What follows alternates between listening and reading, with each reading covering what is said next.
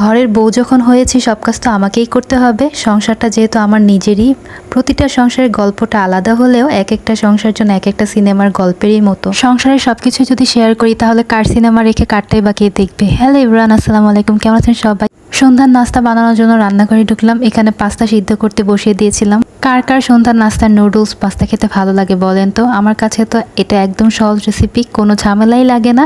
এই সসটা হলো আমার নিজের হাতে বানানো, বলতে পারেন টাকা বাঁচানোর জন্য আমি নিজের হাতে বানিয়ে স্টোরেজ করে রাখি। শুধু টাকা বাঁচানো তা কিন্তু না, অনেকটা শরীরের জন্য হেলদিও, যেহেতু ঘরে বানানো। আমার না এভাবে শুধু ডিম দিয়ে সাথে টমেটো সস, একটু সয়া সস দিয়ে আর যে পাস্তার সাথে মশলা থাকে ওটা দিয়ে রান্না করলে পাস্তা খেতে কিন্তু বেশ ভালো লাগে। তারপর এখন আরাম করে বসে খাচ্ছে। আমাদের তিনজনের জন্যই বানিয়েছিলাম।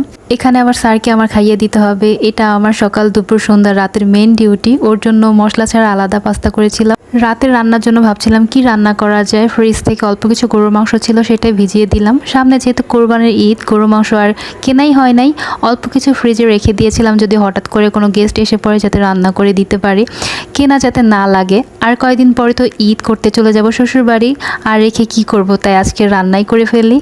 এত গরম পড়েছে গতকাল থেকে, কয়েকদিন টানা বৃষ্টির পর বলার বাহিরে। তাই এখন এসি নিচে বসে বসে রুটি বানাচ্ছি। ভাবলাম ফ্রোজেন করে রেখে দেই। যেই এলাকায় থাকে এত লোডশেডিং হয় যে এসি ছেড়ে যে আরাম করবো তার কোনো উপায় থাকে না।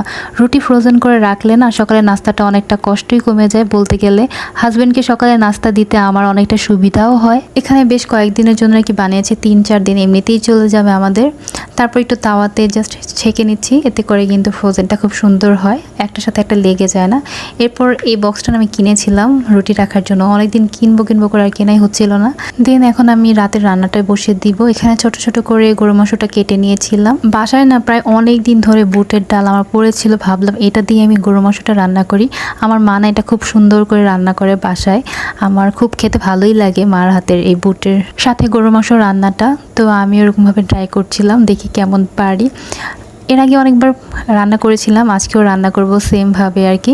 তো আমি মাংসটা খুব সুন্দর করে কষিয়ে নিলাম। দেন ডালটা আমি আগেই ভিজিয়ে রেখেছিলাম, যেহেতু একটু আস্ত দানা ছিল, তো এটা না ভিজানোর পর একটু নরম হয়ে গেছে, ভেঙে ভেঙে যাচ্ছিল। দেন এটা আমি সুন্দর মতো কষিয়ে প্রেশারে দিয়ে দিয়েছিলাম যাতে সুন্দর মতো সেদ্ধ হয়। তো দেখলাম যে অনেক সুন্দর হয়েছে। আর এই ডাল গরু মাংস দিয়ে না 1 প্লেট ভাত খাওয়া যায়। তো আমরা রাতের খাওয়া দাওয়া শেষ করলাম। তারপর না এখানে না সন্ধ্যার দিকে একটা পার্সেল এসেছিলো আমাদের জন্য, একজন আমাদেরকে ভালোবেসে দিয়েছে, একদম গাছের পাড়া আর কি আম। তো এটা না আমি বের করিনি, একদম কেমন যেন ঘেমে গিয়েছিল। দেখলাম যে কাঁচা আমি ভেবেছিলাম যে পাকা হয়তো বা। তো এটা দেখা যাক কি করা যায়। ভাবছিলাম যে আচার দেওয়া যায়। আচ্ছা আপনারা বলেন তো কোন আচারটা দিলে ভালো হবে। আর এখানে কিন্তু অনেকগুলো